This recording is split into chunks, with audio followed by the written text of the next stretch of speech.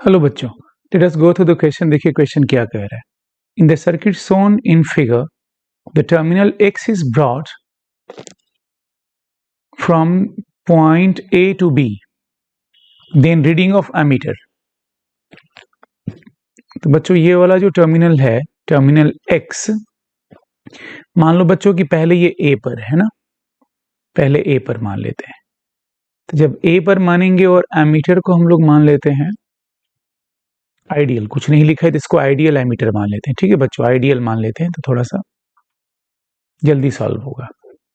Non ideal के लिए फिर देखना पड़ेगा, तो आइडियल की मान ले। तो आइडियल अगर मानते हैं बच्चों और ये पॉइंट यहां पे टच कर रहा है ए पर, तो आइडियल एमीटर का रेजिस्टेंस 0 होगा, तो यहां से यहां तक की पोटेंशियल डिफरेंस 0 हो जाएगी। तो यहां से यहां तक की पोटेंशियल डिफरेंस अगर 0 हो जाएगी बच्चों, तो ये वाला रेजिस्टर, इसका कुछ वैल्यू मान लेते हैं, कुछ मान लेते हैं, इसको हम लोग मान लेते हैं R। तो ये वाला शॉर्ट सर्किटेड हो जाएगा। कैसे? यहां और यहां की पोटेंशियल डिफरेंस 0 हो जाएगी ना बच्चों। करंट जाएगा, मान लीजिए करंट तो जा रहा है, लेकिन पोटेंशियल डिफरेंस नहीं होगा बिकॉज ऑफ आइडियल का मतलब रेजिस्टेंस ऑफ एमीटर इज 0। तो वोल्टेज डिफरेंस 0, तो ये शॉर्ट सर्किट हो जाएगा। उस समय जो करंट I1 होगा वो एमीटर से जाएगा और सीधे इससे पास हो जाएगा। और इसका रेजिस्टेंस क्या मान लें हम लोग, मान लीजिए इसका रेजिस्टेंस, टोटल रेजिस्टेंस जो है वो R0 है। देन रीडिंग ऑफ एमीटर जो होगा इस केस में वो हो जाएगा E/R0। ठीक है बच्चों। Now let us take a case जब X जो है वो यहां टच करे, डायरेक्ट फाइनल केस ले रहे हैं हम लोग। ठीक है, फाइनल केस ले रहे हैं हम लोग बच्चों। तो इसको मिटा रहा हूं मैं। तो जब हम लोग मान रहे हैं कि जॉकी जो है या X जो है B को टच कर रहा है बच्चों, तो उस समय ये रेजिस्टेंस और ये रेजिस्टेंस, इसको R माना था, पैरेलल में हो गए। यहां से यहां तक की पोटेंशियल डिफरेंस यहां से यहां तक की पोटेंशियल डिफरेंस के इक्वल हो गई बच्चों, और ये बैटरी के साथ भी पैरेलल में हो गया। मतलब ये R0 एंड R पैरेलल में हो गया। तो पैरेलल में इंडिपेंडेंट करंट जाता है, हमें इक्विवेलेंट निकालने की जरूरत नहीं है। मतलब कहने का मेरा ये है कि ये R है बच्चों और ये R0 है बच्चों और ये बैटरी है। तो आप ऐसे समझो, याद कीजिए एमीटर नहीं बना रहा हूं, R0 ब्रांच के साथ है। तो भाई इधर जो करंट जाएगा वो हो जाएगा E/R और इधर जो करंट जाएगा वो होगा E/R0, क्योंकि पैरेलल में तो करंट इंडिपेंडेंट जाता है। तो व्हेन X एट A, ये X एट A पर है तो ये होगा। जब X एट B पर होगा बच्चों, तो रीडिंग ऑफ एमीटर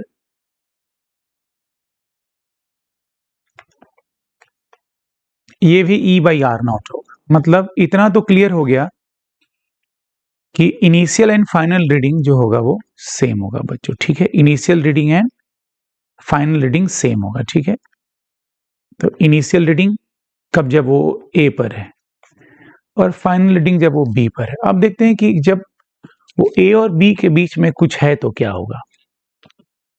तो ऐसा करते हैं ना, फॉर सेक ऑफ सिंप्लिसिटी ना, एकदम बीच में ही ऐसे मान के सॉल्व कर लेते हैं। तो मान लो एकदम जो बच्चों, इसको फिर से मैं इसी डायग्राम को दोबारा बना रहा हूं। ठीक है बच्चों, समझना आप लोग इसको। तो अब मान लो बच्चों X जो है एकदम मिड पॉइंट को टच कर रहा है, तो मिड पॉइंट को टच करेगा तो R0/2 और ये भी R0/2 हो जाएगा। एट दैट टाइम ये और R0/2 ये वाला पैरेलल में हो जाएगा और बचा हुआ R0/2 के साथ सीरीज में हो जाएगा। मतलब हमारा सर्किट ऐसे हो जाएगा R0/2 R0/2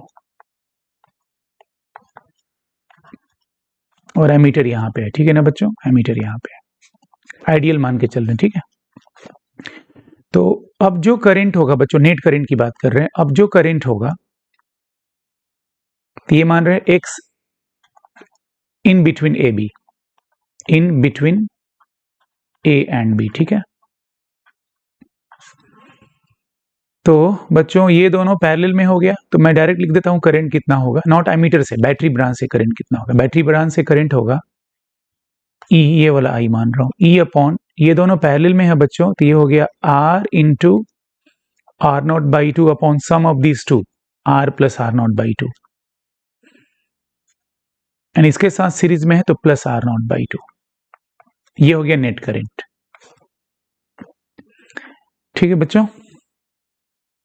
तो जो करंट एमीटर से जाएगा, करंट थ्रू एमीटर जो होगा वो होगा net current into second resistance in the parallel, that is R upon sum of these two, that is R plus R naught by 2। ये हम लोग जानते हैं, बहुत फंडामेंटल चीज है ये, कि अगर मेरे पास कोई रेजिस्टेंस R1 R2 है और नेट करंट I है, तो जो R1 में करंट जाएगा वो होगा net current into R2 by sum of this two, ठीक है बच्चों। तो वही थ्योरी यूज किया हूं मैं, नहीं याद है तो ऐसा करता हूं, मैं एक बार लिख ही देता हूं मैं, कि ये अगर R1 है बच्चों और ये R2 है,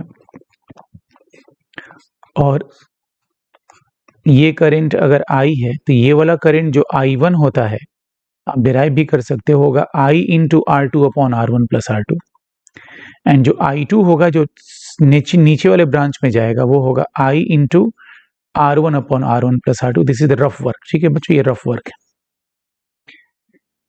अब I का वैल्यू रखते हैं बच्चों, I का वैल्यू है E upon R into R not by to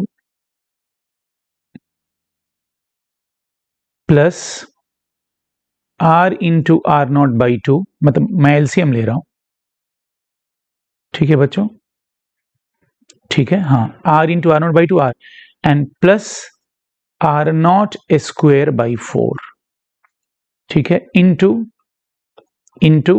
एक मिनट, तो ये मैं मिटा देता हूं, आप लोग को याद आ गया होगा, इंटू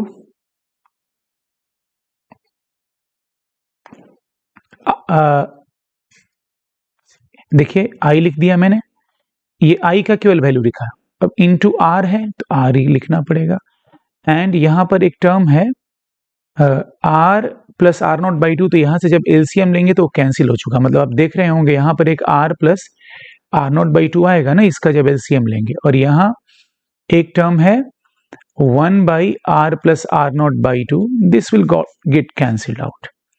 तो जो न्यू एमीटर का, एमीटर का जो इंटरमीडिएट रीडिंग होगा वो क्या होगा बच्चों, ऐसा करते हैं, मेरे को इससे मैच कराना है तो मेरे को ऊपर ई चाहिए, तो मैं आर कॉमन लेता हूं, तो ये हो गया ई, और आर कॉमन ले लिया हो तो ये हो गया R not plus R not square by 4R।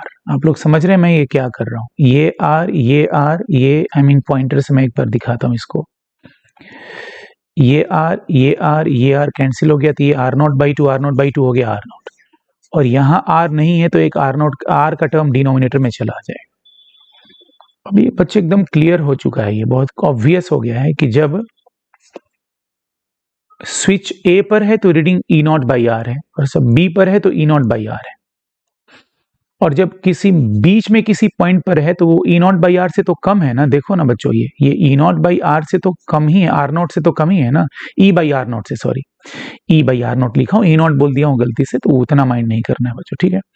तो ये जो टर्म है वो ई बाई आर से तो कम ही है ना, क्योंकि डिनोमिनेटर जो है वो बढ़ गया है, गौर से देखिए, इसका डिनोमिनेटर है E upon R not plus something, और यहाँ का डिनोमिनेटर है ओनली आर नॉट। इसका मतलब कि बीच में रीडिंग जो होगी वो क्या होगी, घट जाएगी, मतलब जब मैं ए से बी जाऊंगा, तो let me make the terms now very much clear to you all guys, देखते हैं, हाँ ठीक है, तो ये मिटा दिया।